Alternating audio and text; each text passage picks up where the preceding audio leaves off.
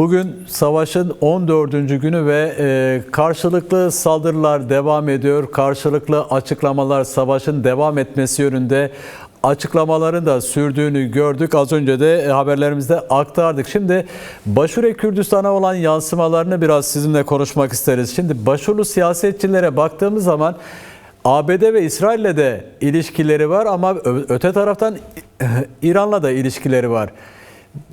Nereye evrilecek bu süreç sizce?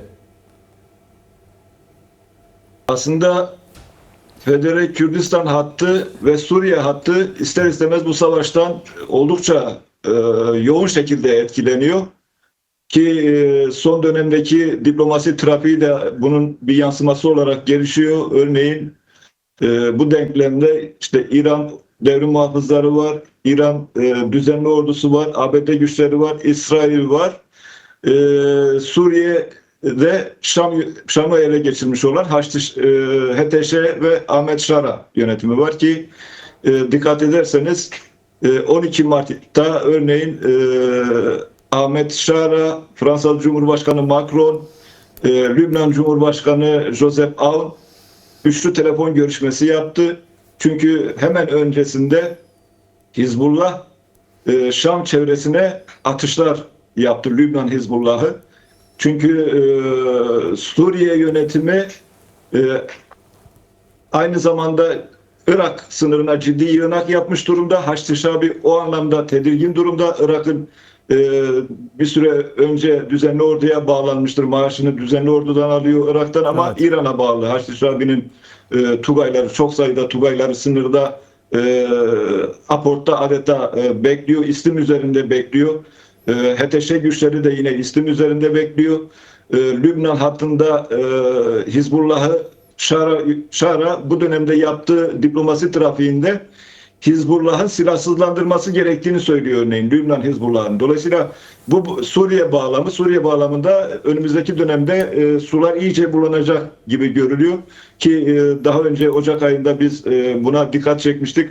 Lübnan Hizbullah'ın silahsızlandırma çalışmalarında HTŞ ve Şara yönetimi çevre ülkelerinin etkisi nedeniyle ciddi sorunlar yaşanacağını ve çatışmalar olabileceğini vurgulamıştık. Irak boyutuna baktığımızda ise Suriye'deki gelişmeler Irak'ı da etkileyecek, Federe Kürdistan'ı da etkiliyor. Çünkü hatırlarsak bir süre önce Hakan Fidan örneğin 9 Şubat'ta bir açıklama yapmıştı.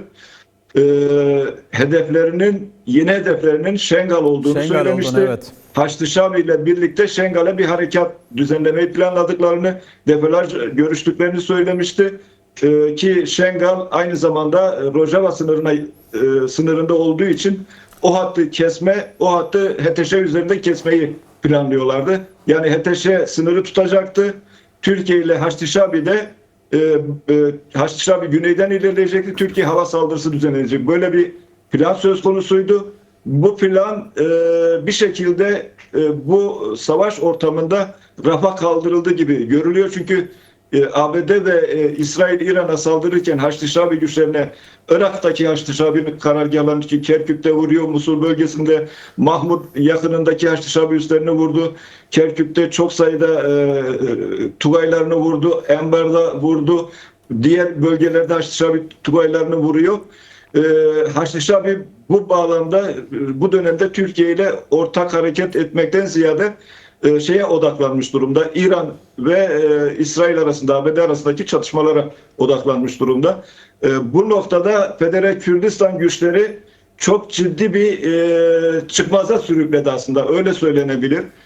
Şöyle düşünün, Kürtler, Rojava Kürtleri ki sadece Kürdistan eyaleti değil diğer eyaletleri de kattığınızda işte evet, Hamedan, Urmiye, Batı Azerbaycan, Urmiye, Kirmanşah, İlam, Kürdistan eyaleti ve çevre illerdeki Kürt halkı Eylül 2022'den beri ayaktaydı. Ciniciyan Azadi'den beri.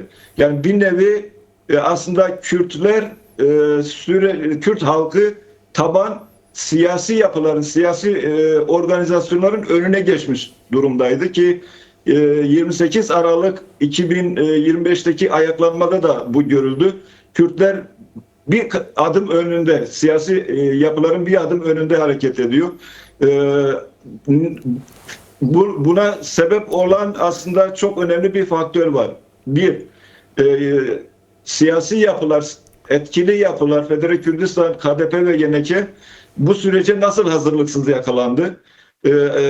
Çünkü adımlar yavaş yavaş hissediliyordu 2022'den beri İran'ın artık bu şekilde yürüyemeyeceği, İran'da bir değişimin eşiğinde İran halklarının olduğu, ciddi fay kırıklarının olacağı görülüyordu. Ancak Kürt siyasi yapıları inisiyatif alma durumundan uzaktı. Şöyle uzaktı.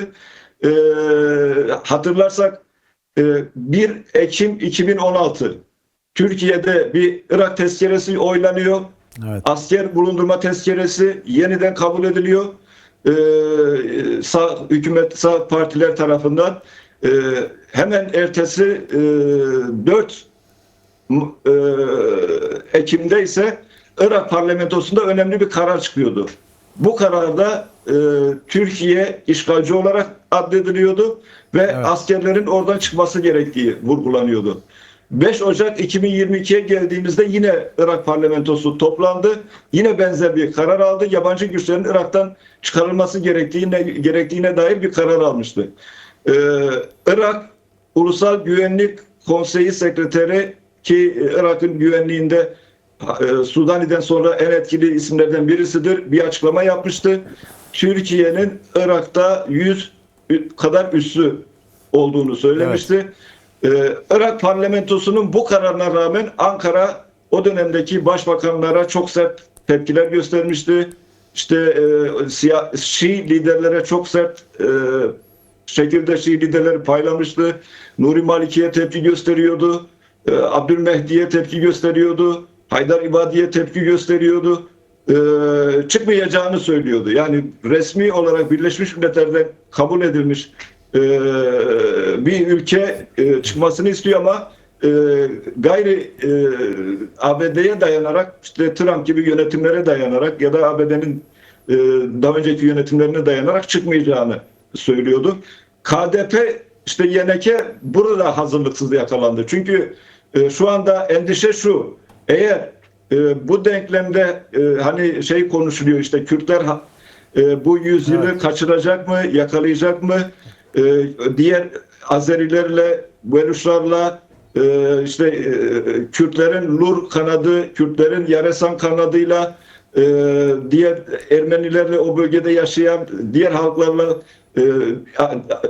Huzistan bölgesi, Güney bölgesinde Araplarla, yine Güney doğusundaki Beluşlarla bir sinerji yaratıp İran'ı yönetmeye aday olabilecekler mi? İran'ı yönetecek pozisyona gelebilecekler mi? Bir konsept oluşturabilecekler mi? Bir yönetim programı, projesi ortaya çıkarabilecekler mi? Tartışılırken Kürtler o anlamda hazırlıksız yakalandılar. KDP çünkü şöyle düşünüyor: eğer ki Neçirvan Barzani de yaptığı açıklamada bölgedeki Kürt dinamikleri, İrani Kürt yapıları üsleri kullandırmayacaklarını söylüyordu.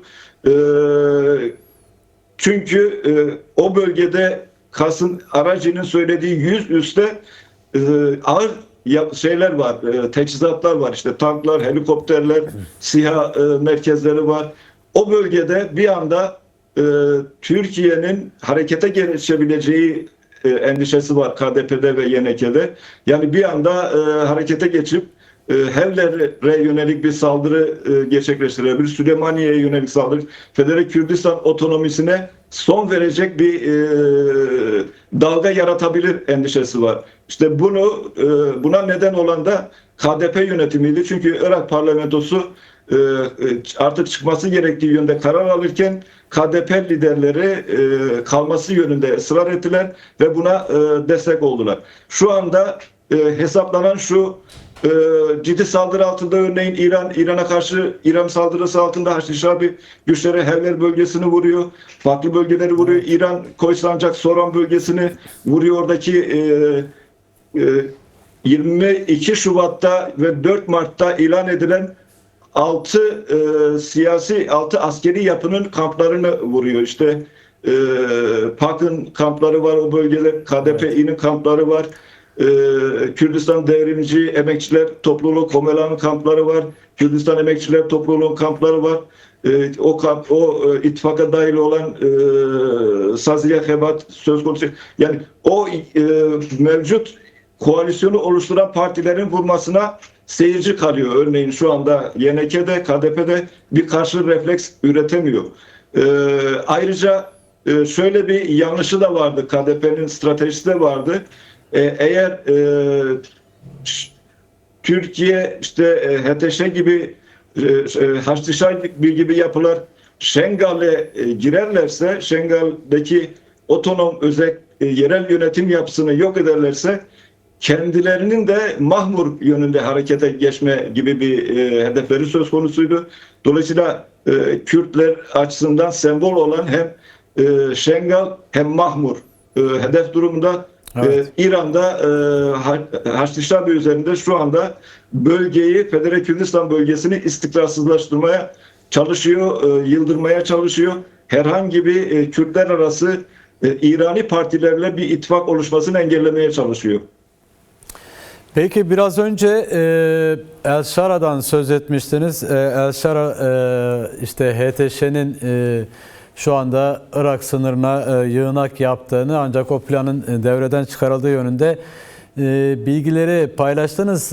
Yeni yapılan bir açıklama var. Yine El Shara'nın yaptığı bir açıklama var. Bu sefer HTŞ'nin Lübnan sınırına yığınak yaptığı yönünde. Şimdi HTŞ ya da El Shara bu denkleme girmek üzere mi diyebiliriz?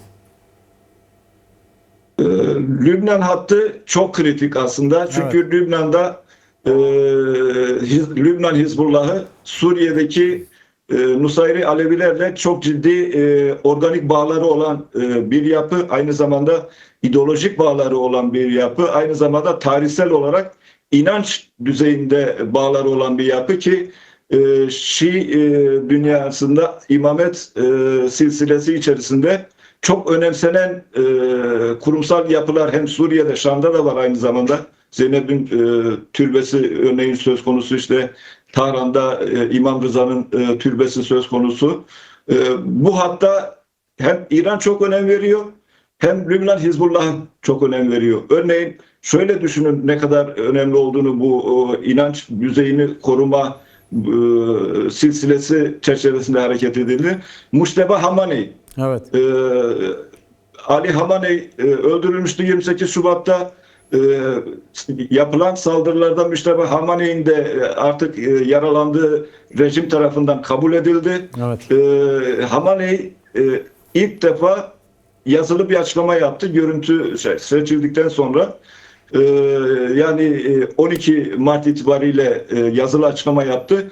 Yaptığı açıklamaların son cümlesine dikkat edilirse şöyle bir vurgu vardı. İşte diğer vurgular belki hemen üzerinden şöyle geçilebilir. İşte Hürmüz Boğazı'nı kapatmayı sürdürecek. Komşu ülkeler eğer ABD üslerini kapatmazlarsa saldırılar, intikam alma devam edecek. ABD ve İsrail'de intikam alma devam edecek. Tazminat istenecek. Son cümlede ise bir şeyden bahsediyor. Örneğin Mehdi'nin zuhur etmesinden bahsediyor. Dolayısıyla Lübnan Hizbullah'ı için de bu önemli, kritik. Çünkü Lübnan Hizbullah eğer silahsızlandırılırsa, çünkü Şara yönetimi de AKP yönetimi tarafından dekleme kondu ve Şara üzerinden, Şara'nın da desteğiyle Şara'nın İsrail'le yaptığı uzlaşmalar, işte Golan'ı örneğin İsrail'e bırakıyor, Güney Suriye'yi İsrail'e bıraktı, haritadan Hatay'ı çıkardı, Golan'ı çıkardı. İsrail ne derse onu yapıyor.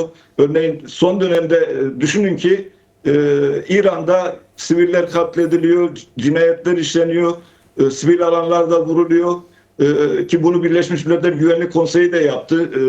ABD'ye, İsrail'e yönelik herhangi bir şey söylemeden İran'ı kınayan bir açıklama yaptılar. Çin ve Rusya dahi Trump'tan çekindiği için çekimsel kalıp veto etmedi. Şara'da örneğin sık sık yaptığı açıklamalarda İran'ı kınıyor. İran'ın Suriye saldırdı, kınıyoruz. İran bu bölgeye saldırdı, kınıyoruz. İsrail, Türkiye Şara bir Türkiye Şara üzerinden İsrail'le bir konsept yaratmaya çalışıyor. Evet. Bu konsepte ortak paydayı ise Lübnan üzerinden gerçekleştirmeye çalışıyor. Şara örneğin ki Cumhurbaşkanı Erdoğan dahi 11 Mart'ta yaptığı açıklamada seçtikleri kavramları, seçtikleri kelimeleri çok dikkatli konuştuklarını söylüyor. Çünkü Trump'ı hiçbir şekilde kızdırmak istemiyorlar. Buradaki havuz basını da ilginç yayınlar yapıyor. Manşette sanki İran'da sadece İsrail bombardıman yapıyormuş gibi manşetlerini o şekilde atıyorlar ve Trump'a dokunmamaya çalışıyorlar. Evet. Etrafından dolanmaya çalışıyorlar. Dolayısıyla Şara üzerinden Hizbullah'ı daha da kıskaca almak istiyorlar. Hizbullah'ın silahlandırmasını o şekilde yapmaya çalışıyorlar.